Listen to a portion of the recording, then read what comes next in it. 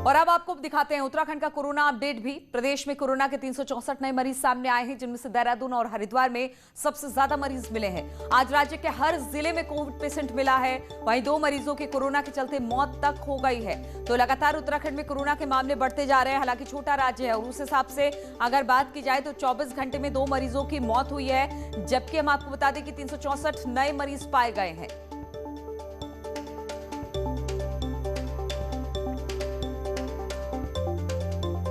और बातचीत करने के लिए इसी पर शैलेंद्र नेगी हरिद्वार से हमारे साथ जुड़ गए हैं। शैलेंद्र, एक तरफ कोरोना लगातार बढ़ता चला जा रहा है, हालांकि अगर हरिद्वार की बात की जाए तो कहा यह जा रहा है कि हरिद्वार महाकुंभ को देखते हुए प्रशासन बिल्कुल अलर्ट मोड पर है, लेकिन आज जो शोभा यात्रा निकली उसने तो तमाम नियम कानूनों को ताक पर रख दिया।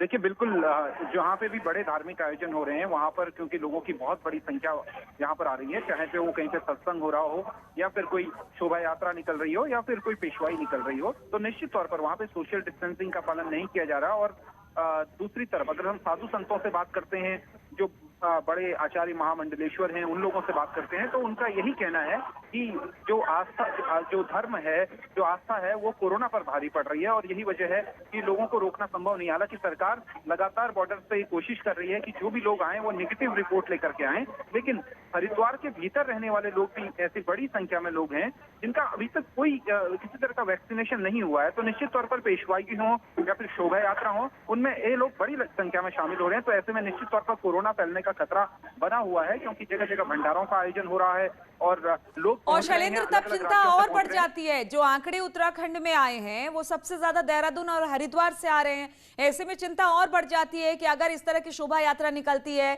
या फिर जहां पर धार्मिक अनुष्ठान बड़ा होता है वहां पर अगर सोशल डिस्टेंसिंग का पालन ना करे और एक व्यक्ति अगर कोरोना संक्रमित हो जाए तो फिर हम समझ सकते हैं स्थिति क्या होगी।